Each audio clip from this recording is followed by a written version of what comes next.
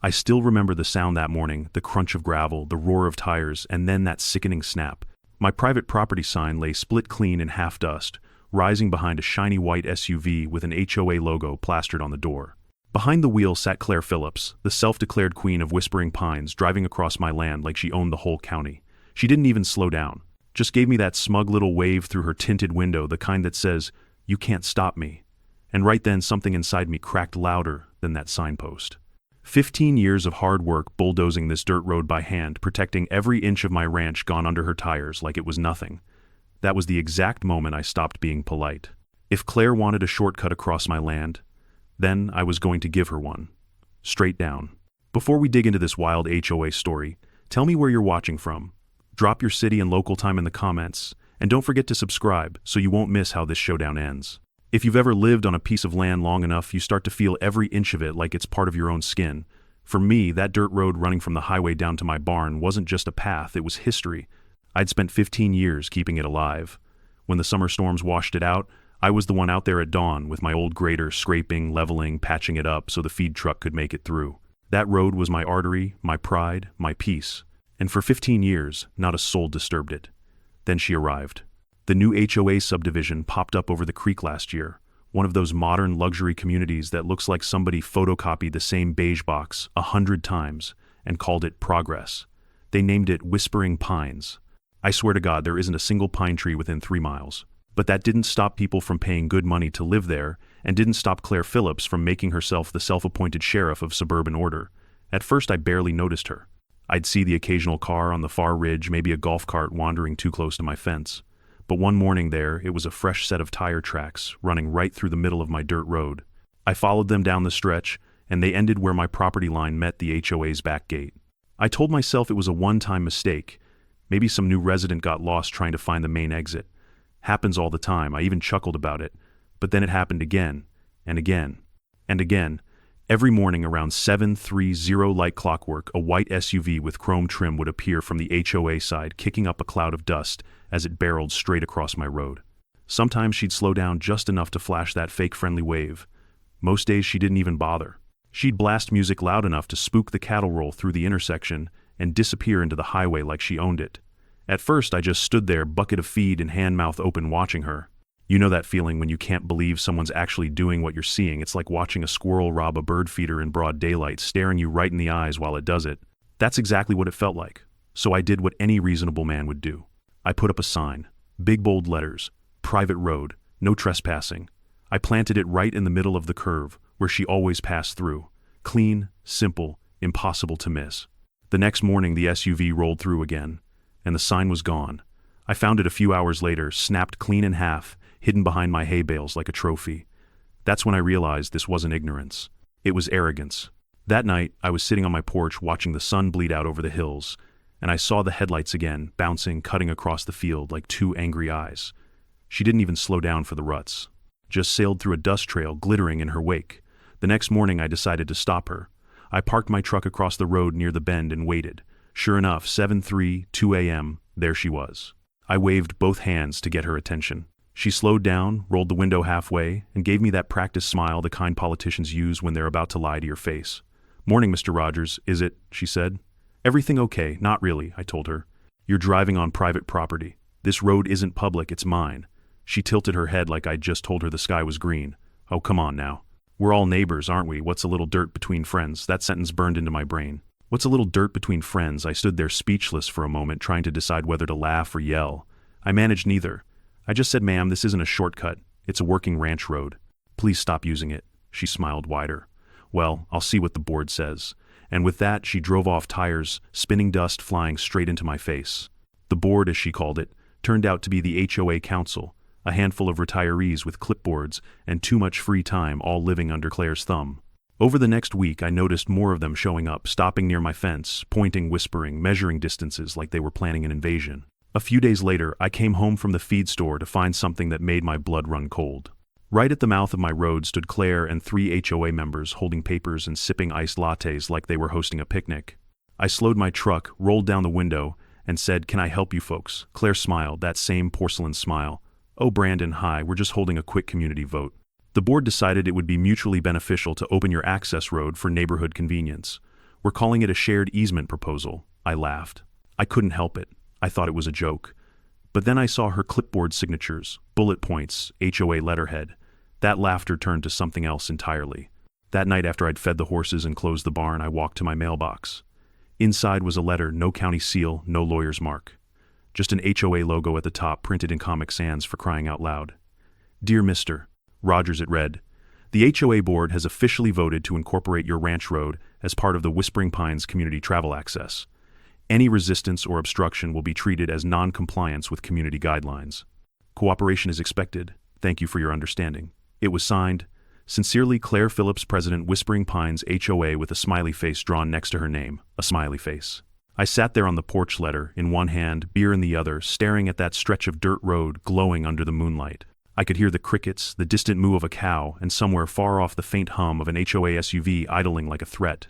That's when it hit me. Claire didn't just want convenience, she wanted control. See, folks like her don't see land the way people like me do. To her, it's not soil or sweat, it's lines on a map she thinks she can redraw with enough votes and a confident tone. Well, I wasn't raised to bow to that. By the time I finished that beer, I'd made up my mind. No more warnings, no more signs, no more polite chats. If she wanted a shortcut through my life, I was about to give her one she'd never forget. The next morning, I picked up the phone and called Derek Miller, my oldest friend, and the only man I knew who owned a backhoe and an unlimited sense of humor. When he answered, all I said was, Derek, you ever feel like teaching karma how to dig? There was a pause, then his deep laugh crackled through the line. Brandon, he said, tell me when and how deep. And just like that, the seed of my revenge was planted. I looked out over the land again, the long winding road that had carried me through every season, every storm, every bit of blood and sweat. It wasn't just dirt, it was mine. And if I had to dig a hole to remind someone of that, then so be it. There's a special kind of silence that comes before a storm, the kind that hums in your bones, warning you that something stupid is about to happen. For me, that silence came 2 days after the Comic Sans letter showed up. It was a Friday morning, and I was patching the fence near the creek when I heard voices, dozens of them, drifting across the wind. When I looked up, I saw a group of people standing right on my land, folding chairs, clipboards, balloons. At first, I thought maybe they were filming one of those overly cheerful HOA promotional videos, Whispering Pines where community thrives. But then I spotted Claire Phillips standing in the center like a general before battle, wearing a pink blazer and holding a megaphone. I wiped the sweat off my brow and muttered, oh, this ought to be good. As I got closer, I saw a folding table with a banner hanging across it. Community Access Vote, Making Progress Together. There were coffee cups, printed forms, and even a little donation jar labeled, Help Pave Our Future. Morning, Brandon, Claire chirped as I approached. Perfect timing, we're just about to start the vote. The vote, I asked, looking around. On what exactly? She smiled sweetly as if she were explaining something to a slow child, on integrating your road as a shared access point. We're all neighbors here, and the HOA board believes community connectivity is essential for harmony. Claire, I said slowly, you're standing on private land. Oh, don't be silly, she laughed. The board already agreed this portion is part of the common easement. We're just finalizing it democratically. I couldn't believe what I was hearing. A democratic vote to take my road. You can't just vote on someone else's property, I said, half laughing, half fuming. She gave me that syrupy tone again. Well, actually, Brandon, the HOA charter allows us to make recommendations that align with community needs. Once we file the motion with the county, it's just a matter of formality. Formality, I repeated, staring at her like she'd grown a second head. You think you can just declare ownership because it's convenient. Not ownership, she corrected, tapping her clipboard. Integration. Behind her, a few HOA members nodded solemnly, sipping their coffees like they were witnessing a spiritual ceremony. That's when I knew Claire wasn't just delusional. She was dangerous. I told her plainly, if you or anyone else sets foot on this road again without my say-so, you'll be trespassing, and the sheriff will hear about it. She smiled as if I'd complimented her outfit. Oh, Brandon, you really should relax more. You're letting negativity cloud your energy. I took a deep breath and pointed toward the banner. Take this circus off my property before I do it for you. There was a tense silence, the kind that hangs between lightning and thunder. Then she said softly, you'll regret not cooperating with the community. I laughed, but it wasn't a happy laugh. It was the kind that comes from someone who's just realized they're living next to a lunatic. That night, the letter came. This one wasn't just printed on Comic Sans. It was color-coded, laminated, and signed with Claire's flourish and her little signature smiley face. Dear Mr. Rogers, the HOA Board of Whispering Pines has officially voted to integrate your private road into community use. Resistance will be considered a violation of regional community standards and may result in fines and legal action. Cooperation is expected and appreciated. Warmest regards, Claire Phillips, President, Whispering Pines HOA. I couldn't decide what was worse, the delusion or the stationary choice. I crumpled it, then thought better, and smoothed it out again. Evidence, I reminded myself. You keep every piece of crazy. After that night, something shifted inside me. The part of me that used to believe in polite conversations and civil compromise, it died quietly, buried right there under the weight of that laminated letter. I started noticing everything. The HOA patrol cars driving by my fence just to monitor boundaries. The landscaper drones hovering too close to my property line. Even one of their so-called safety volunteers, jogging past with a GoPro strapped to his chest. They were watching me, testing me, waiting to see how far they could push. But they didn't know that I'd already made up my mind. It wasn't about anger anymore. It was about principle. If someone could take your property just by voting loud enough, what was the point of owning anything at all? That night, I called Derek Miller again. He was half asleep when he answered. "Tell me you didn't buy another cow," he mumbled. "No cows," I said, "but I've got a pest problem. Coyotes again, worse," I told him, "the kind that drive SUVs and file community motions." He was silent for a moment, then snorted. "Oh, you mean HOA varmints?" "Exactly. What's the plan?" I looked out the window at the moonlight glinting off the dusty road. Something educational, something humbling. The next morning, Derek showed up in his old Ford truck, a thermos of coffee in one hand and a grin that said, "This is going to be fun." "All right," he said, hopping out. "Tell me where you want the lesson dug." We walked the length of the road, studying the curves and slopes like two men planning a sculpture instead of revenge. Finally, I pointed to a spot halfway down the trail, right after a blind bend where the hill dipped slightly. "There," I said. "She hits that stretch doing at least 30. She'll never see it coming." Derek nodded approvingly. "How deep you thinking deep enough for reflection?" I said. He chuckled. "Got it. Philosophical trench. My specialty." We spent the rest of the day hauling out the old backhoe from his shed, greasing the joints, checking the hydraulics. The machine roared to life like a dragon awakening. By sundown, we had the first outline marked. The earth was dry, the air electric, with that scent of dust and heat that only Texas summers can make. Every scoop of dirt that came up felt like reclaiming a piece of pride I'd lost to Claire's tires.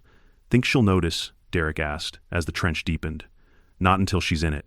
We both laughed, the sound bouncing off the hills. We didn't stop until the moon rose high, pale, and perfect over the horizon. By then the trench was 3 feet wide, nearly 4 deep enough to catch a heavy SUV, but not deep enough to do real harm. Just enough to make a point. We covered it carefully with old plywood, packed dirt over it, and scattered loose twigs and grass to make it look natural.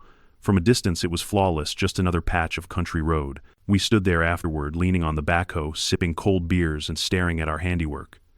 "Looks like a work of art," Derek said proudly. "Modern rural installation," I agreed. "Tidal consequences of entitlement." He laughed so hard he nearly spilled his beer. Before heading home, we set up 2 trail cameras hidden in the brush just in case karma decided to perform on schedule. As I walked back to the house, the night air felt cooler, lighter. For the first time in weeks, I wasn't angry. I was calm, peaceful even. See, revenge doesn't always have to be loud. Sometimes it's quiet, precise, beautiful. The next day I woke before sunrise, brewed a pot of strong black coffee, and pulled a couple of folding lawn chairs out by the barn.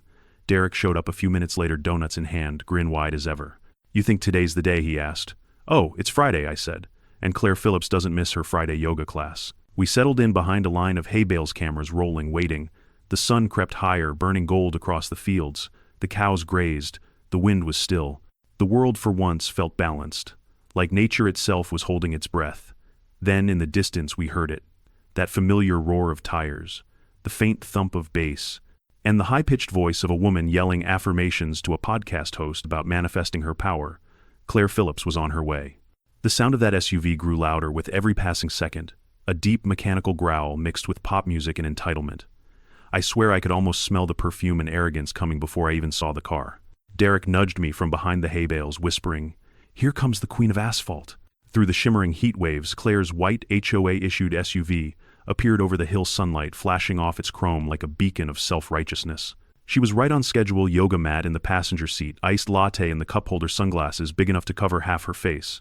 $10 says she's on speakerphone," Derek muttered. "Make it 20, I said. "And she's bragging." Sure enough, as she approached the curve, we heard her voice shouting into the phone about setting boundaries with people who don't understand community cooperation. The irony nearly made me choke on my coffee. The SUV hit the bend fast, too fast. She didn't slow down, not even for a second. The front tires rolled onto the plywood, the faintest creak echoing across the still air. Then came the sound I'd been waiting for. Crack. It was like thunder ripping through the valley. The plywood gave way beneath the weight of her 2-ton Suburban tank, and in an instant the front end plunged straight down. The SUV nosedived into the trench headlights, disappearing the back tires lifting off the ground before slamming down again. A puff of dust and airbag powder exploded through the open driver's window.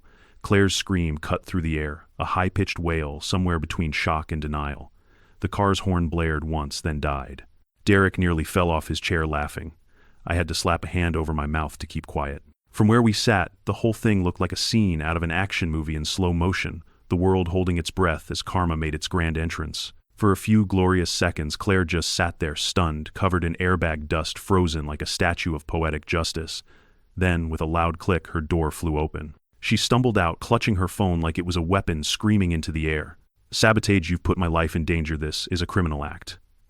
I nearly lost it when she tripped over her own yoga mat and dropped her iced latte into the trench. The splash of cold coffee across her shiny SUV was the final touch on the masterpiece. Derek whispered, "You think she's going to call the cops?" "She already has," I said, pointing. Claire was on the phone, pacing furiously, throwing her free hand in the air like she was conducting an invisible orchestra of outrage. Within 15 minutes, a county sheriff's cruiser pulled up. Sure enough, Sheriff Cole Matthews stepped out, a tall man in his late 50s, with a face permanently carved into "I've seen worse." He walked over, adjusting his hat, scanning the scene. "Morning, ma'am," he said slowly. "Everything all right here?" "All right," Claire shouted.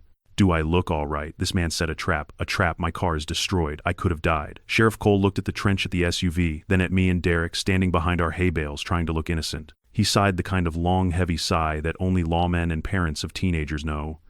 "Mr. Rogers," he said calmly, "you want to explain what's going on here?" I nodded. "Sure do, Sheriff." "That right there," I said, pointing at the trench, "is a soil erosion project. Been planning it for weeks. This here's private property, and she's been trespassing every day for months." Claire gasped like I'd accused her of witchcraft. "Erosion project. Don't insult my intelligence." "This was intentional. You can't just dig holes on a public road." Sheriff Cole raised an eyebrow. "Public road," he turned to me.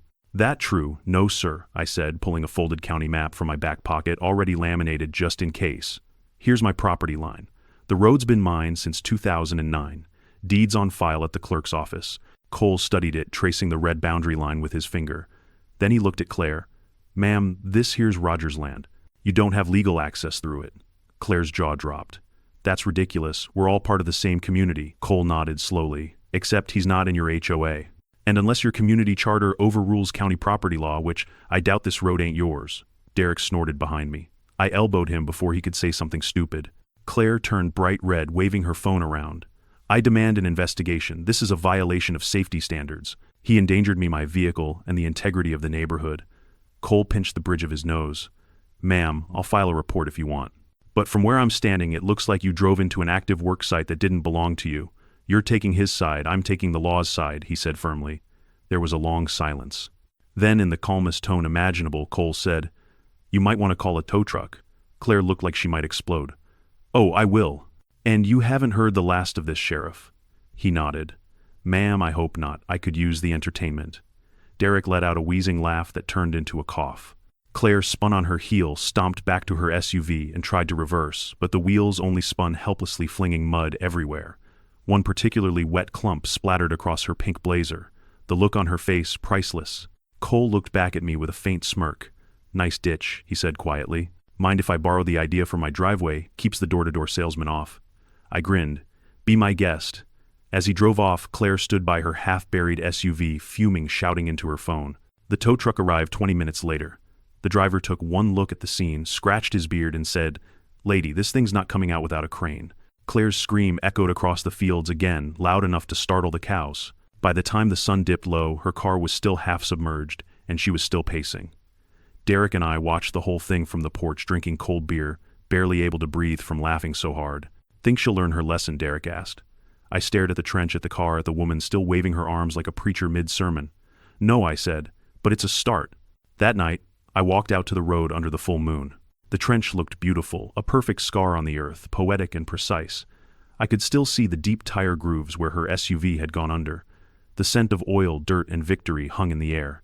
I leaned against the fence post, smiling. "You brought this on yourself, Claire." Then I heard it faint at first, then clearer, the distant wail of another vehicle coming down the highway. The tow truck. "Guess we're not done yet," I muttered. Over the next hour, I watched them struggle. The tow driver sweating under the headlights, shouting instructions while Claire barked orders like a general in pink armor. The winch strained, the chain clanged, the mud refused to let go. At one point, the tow truck's rear tires lifted an inch off the ground. The driver killed the engine, swore under his breath, and said, "Lady, this car ain't moving tonight. I'll be back in the morning with backup." Claire stared at him, horrified. "You're leaving it here," he shrugged. "Unless you got a helicopter handy." Derek, standing beside me, whispered, "You think she'll sleep out here with it?" I chuckled. "Wouldn't surprise me." We turned and walked back toward the house, the laughter still bubbling out of us like kids who'd just gotten away with something huge. But beneath the humor, there was a flicker of something deeper satisfaction. Not the mean kind, the righteous kind. The kind that comes from finally standing your ground and watching justice sink one tire at a time. As we reached the porch, Derek raised his beer. "To erosion control," he said with a grin. I clinked bottles with him, and to natural selection. The trench gleamed faintly under the moonlight, my silent declaration to the world, this land is mine. The next morning, the smell of coffee filled the kitchen long before the sun made it over the ridge. I'd barely taken my first sip when I heard the faint grind of metal and shouting from down the road. Derek was already on the porch, arms crossed, watching the spectacle unfold like it was Saturday morning TV. "She's back," he said, grinning. Sure enough, down by the trench, the same tow truck from the night before had returned, this time with reinforcements. 2 more trucks, a crane rig, and about 5 men scratching their heads around Claire's half-buried SUV. The poor thing looked like a stranded whale, half covered in mud, its front bumper twisted and sagging. And there was Claire Phillips standing off to the side in yoga pants and combat boots, barking orders into her phone. Her pink blazer was gone, replaced with a Whispering Pines HOA windbreaker, like she was preparing for war. 3 trucks, Derek muttered, shaking his head. "I told you she'd double down instead of giving up." "That's her religion," I said. "She doesn't believe in defeat, just louder denial." We walked closer, pretending to check the fence line. Claire spotted us instantly. "Don't you even think about recording this," she yelled, waving a perfectly manicured finger. "This is an ongoing recovery operation, and you're legally obligated to stay 20 feet away." I lifted my coffee cup. "Morning, Claire. You left your car here overnight. I figured you were camping." Her jaw clenched so tight I heard it click. "You will regret this, Brandon Rogers. This is criminal negligence." "You dug that death trap on purpose, ma'am." One of the tow operators interrupted this trench. "Looks engineered." "You sure this wasn't here before you drove through?" "Of course it wasn't," she snapped. "This lunatic built it to hurt me." The man gave me a look, the kind mechanics reserve for customers who argue with gravity. "Lady, I don't know what you did, but this ground's solid. You ain't getting this SUV out without lifting it." Claire stomped the mud with her boot. "Then lift it." So they did. The crane roared to life, chains rattled, mud flew.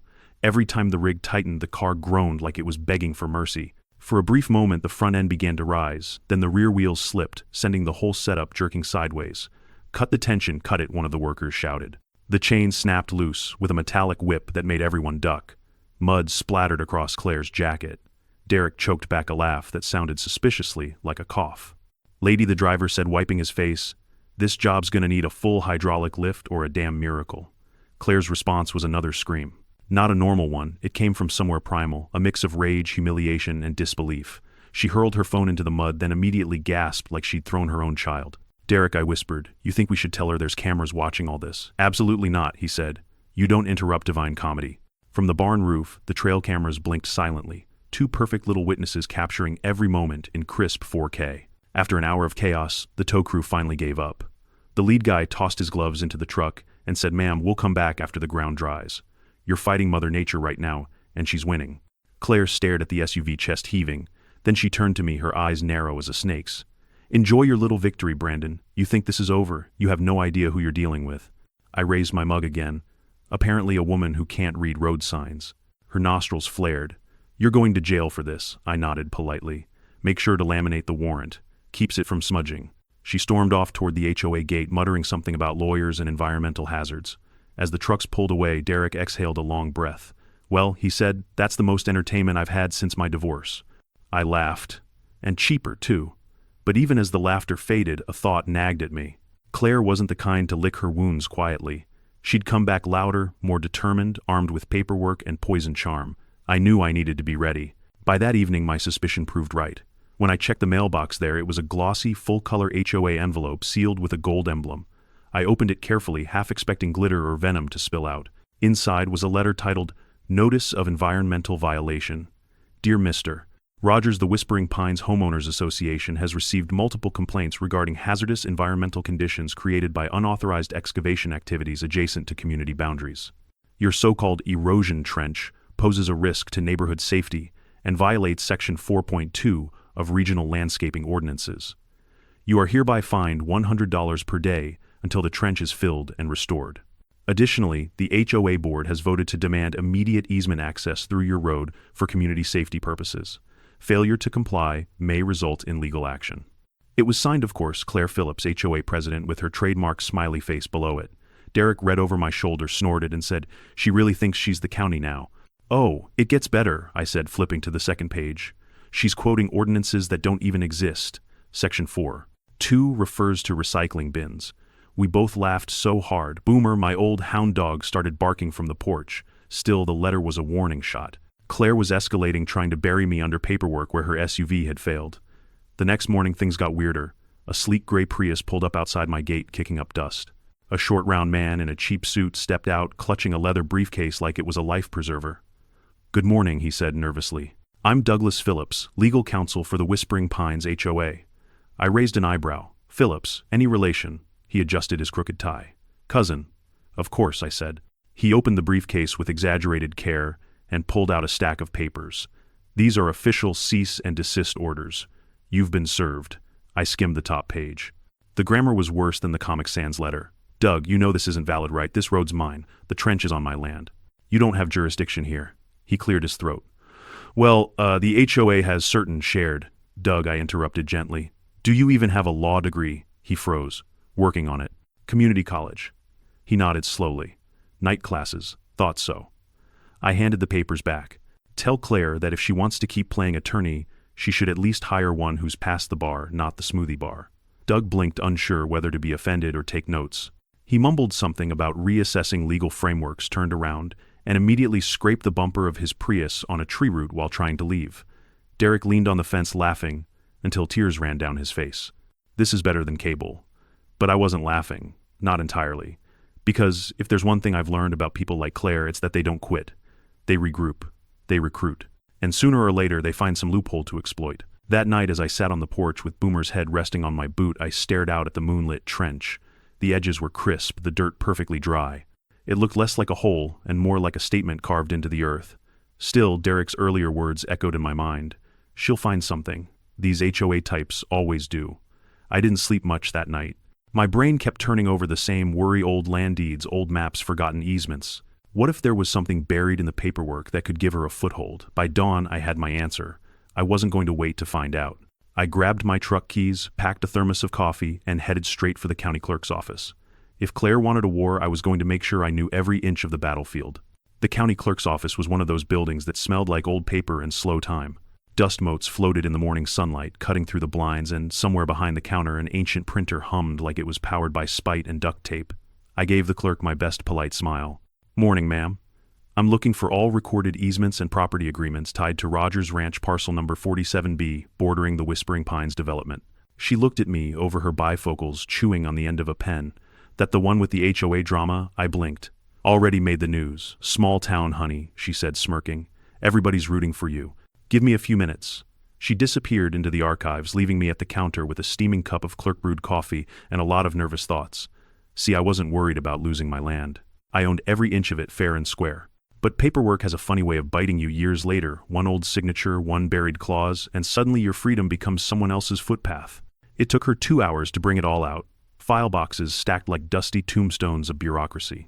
Deeds, surveys, plat maps, handwritten notes from the 70s, even a couple of faded Polaroids showing the land before the HOA ever existed. I spent the entire afternoon flipping pages, the smell of old ink mixing with coffee and tension. By the fifth binder, I found something that made my heart stop for a second. A document titled Easement Agreement, Whispering Pines Development 1976. I read every word twice, then once more for good measure. Turns out, when the developers first bought that land 50 years ago, they'd signed a very specific contract. It said that as a condition for construction, they were required to build their own access road to the main highway and explicitly barred from using or modifying any pre-existing private agricultural roads. In plain English, the HOA's shared access dream was dead before it started. There it was, in black ink and county seal. Valid, notarized, never revoked. I laughed out loud, an honest, belly-deep laugh that made the clerk poke her head out from the back room. "You okay out there, mister?"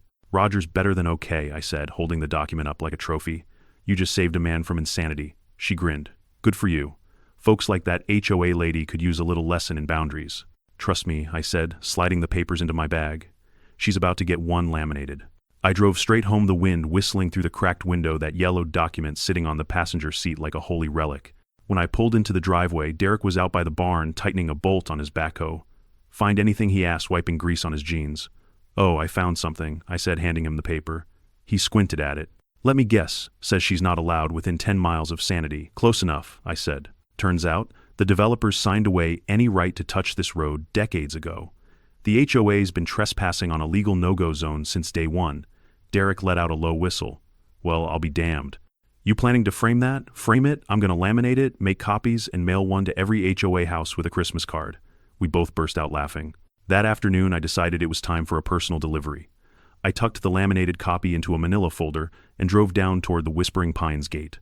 There she was, Claire Phillips, standing by her mailbox in a pressed linen outfit, talking loudly on her phone about property rights and community vision. When she saw my truck, her smile faltered.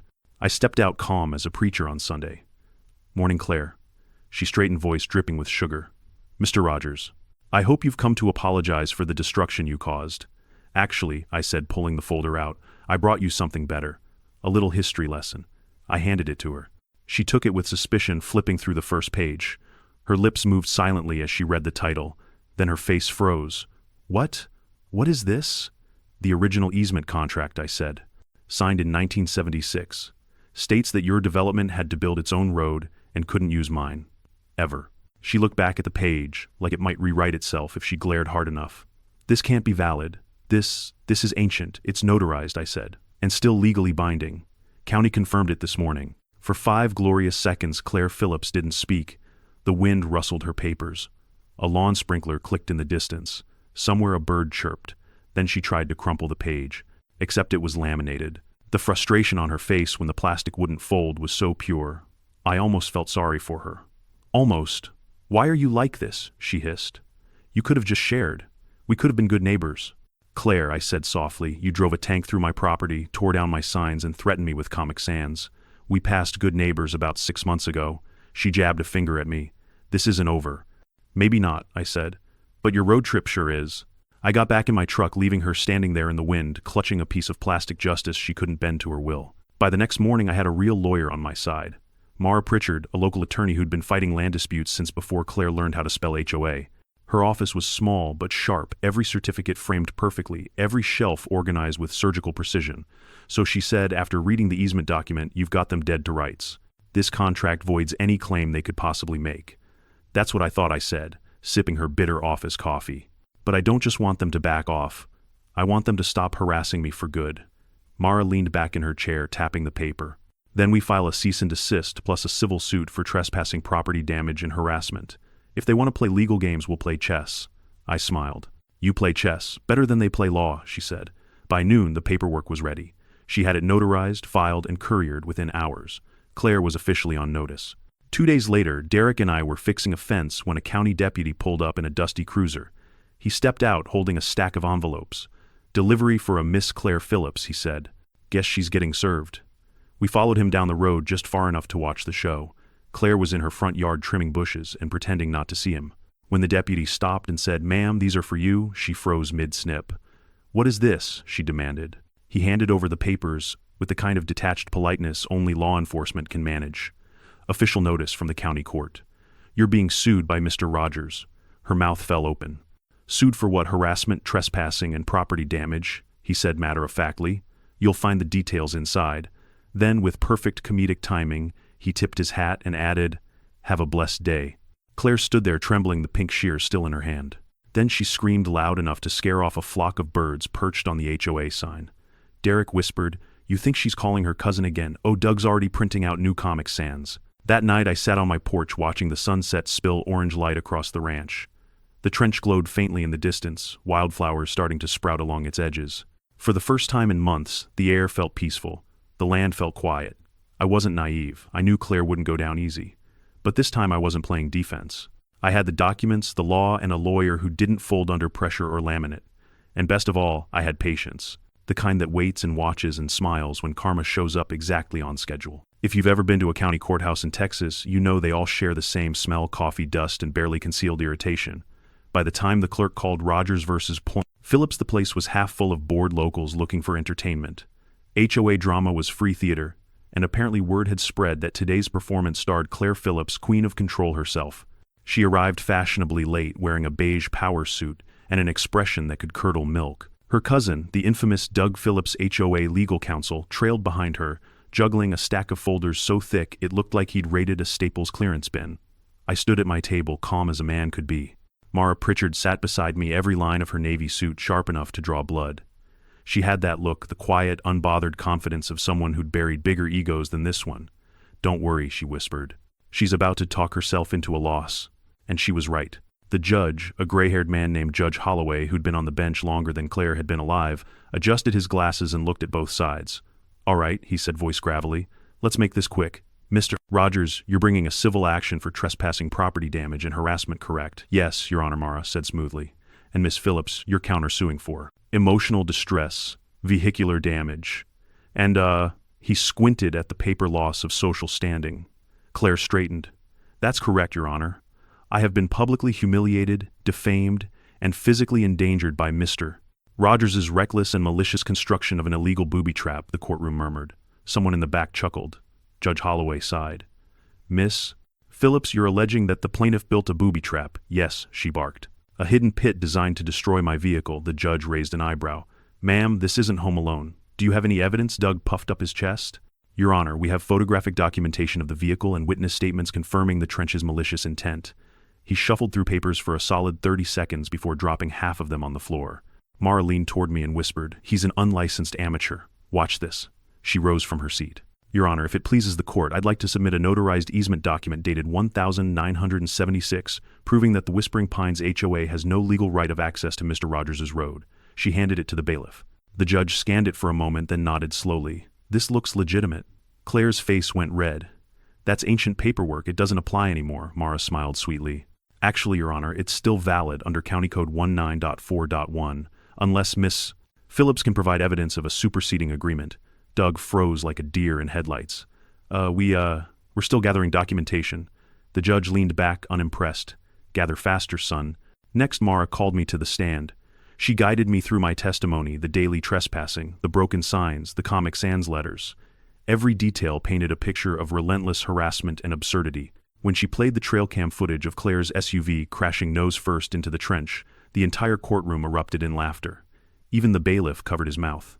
Claire slammed her fist on the table. "That's illegal surveillance." The judge barely looked up. "On private property, ma'am. Perfectly legal." Then came Doug's turn for cross-examination, or as I like to call it, the comedy set. He marched up with shaky confidence. "Mr. Rogers," he said, pacing, "would you say you enjoy digging holes?" The room went silent. I blinked. "Excuse me, Holes," he said, louder, like repetition would make it less stupid. "You seem to have an affinity for excavation." Mara coughed into her hand to hide a laugh. "Sure," I said dryly. "I dig a little now and then, mostly when the land needs it." "Aha," Doug said, turning dramatically to the judge.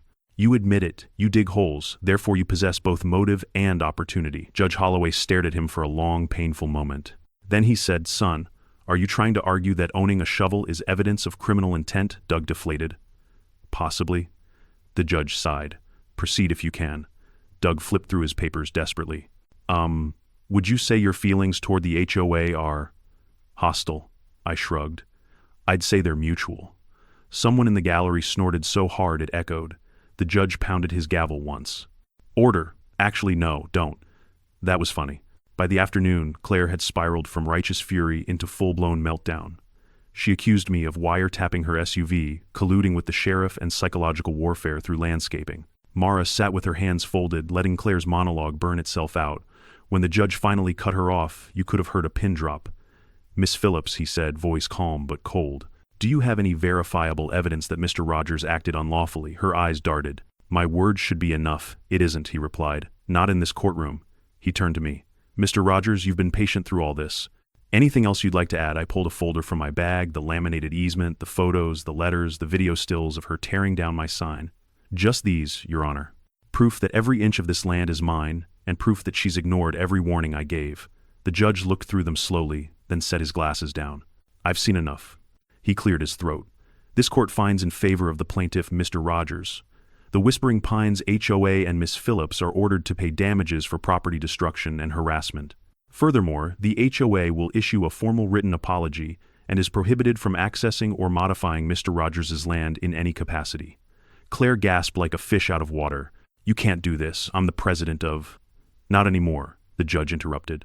Effective immediately, Miss. Phillips is removed from her position and barred from holding any HOA office for the next 10 years. Doug looked like he wanted to vanish into the floor. As the gavel fell, a wave of relief hit me like cool rain after a long drought. It was over legally, publicly, undeniably over. Claire, however, didn't take defeat gracefully. She stood shouted, "This is corruption," and stormed out, tripping over her oversized purse.